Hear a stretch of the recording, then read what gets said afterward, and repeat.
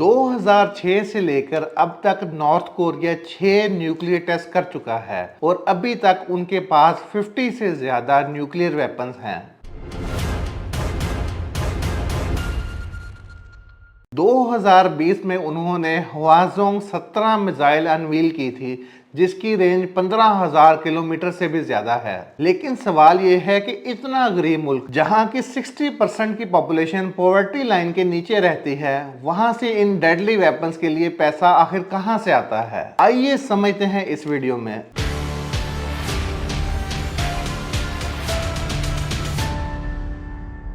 अगर आप भी जानना चाहते हैं तो इस वीडियो को एंड तक लाजमी देखिएगा। इसका जवाब है इलीगल एक्टिविटीज। सबसे पहला काउंटरफिटिंग ऑफ यूएस डॉलर्स। 2002 से 2005 के दरमियान में यूएस ने 2 स्टिंग ऑपरेशन चलाए, operation Royal Charm New Jersey और operation smoking dragon Los Angeles. इनमें तकरीबन 4.5 मिलियन डॉलर्स के फेक नोट्स और बिलियंस के सिगरेट्स पकड़ी गईं। यूएस ने पब्लिकली एक्यूज किया कि ये फेक करेंसी नॉर्थ कोरिया की गवर्नमेंट बनाकर डिप्लोमेट्स के जरिए डिस्ट्रीब्यूट करती है। 1989 में पहला केस सामने आया जब फिलीपींस की सेंट्रल बैंक में कुछ $100 के नोट्स सस्पिशियस लगे। पहले तो वो रियल जैसे ही लग रहे थे, लेकिन इन्वेस्टिगेशन में उनका टेक्सचर, सीरियल नंबर्स, वाटरमार्क और माइक्रो प्रिंटिंग में फ्लॉज मिले। ये नोट्स इतने रियलिस्टिक थे कि इन्हें सुपर नोट्स का नाम दे दिया गया।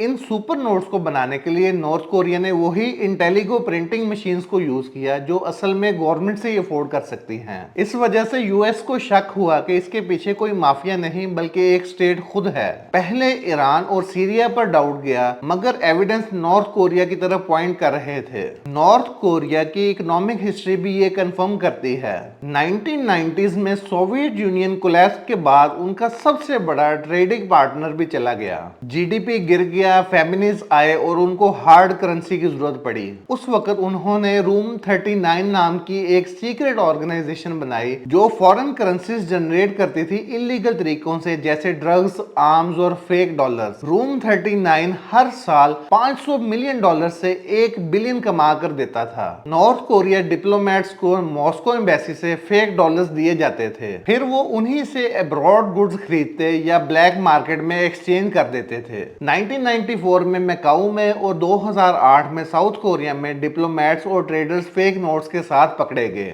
फेक नोट्स का एक और तरीका था उन्हें क्रिमिनल नेटवर्क्स को बेचना। एक $100 का फेक नोट वो $50 से $70 में बेच देते थे और बल्क बायर्स के लिए $10 तक का भी। ये नॉर्थ कोरिया का फास्टेस्ट मेथड था फेक डॉलर्स को रियल में कन्वर्ट करने का, जिसके बाद यूएस ने अपने ऑपरेशंस के जरिए प्रूफ कलेक्ट किए। अंडरकवर एफबीआई एजेंट्स ने स्मगलर्स से सुपर नोट्स बाय किए और ड्रग्स खरीदे और एक फेक वेडिंग में सबको बुलाकर अरेस्ट किया। इस ऑपरेशन में 87 से ज्यादा लोग पकड़े गए और मिलियंस ऑफ डॉलर्स के सुपर नोट्स और काउंटरफिट सिगरेट सीज कर दिए गए। यूएस ने एक एस्टिमेट लगाया कि 1989 से लेकर 2005 तक नॉर्थ कोरिया ने $45 मिलियन के फेक सुपर नोट्स बना चुका है। हर बार जब यूएस ने करेंसी में नया सिक्योरिटी फीचर ऐड किया, नॉर्थ कोरिया ने उसको रेप्लिकेट करके और एडवांस सुपर नोट्स बनाए। आज भी पॉसिबिलिटी है कि वो ये हाई प्रिसीजन के साथ फेक नोट्स बना रहे हों जो डिटेक्ट करना मुश्किल हो। तो दोस्तों, ये है वो असल वजह जिसके जरिए नॉर्थ कोरिया गरीब होने के बावजूद भी अपना न्यूक्लियर और मिसाइल प्रोग्राम को चलाता रहता है।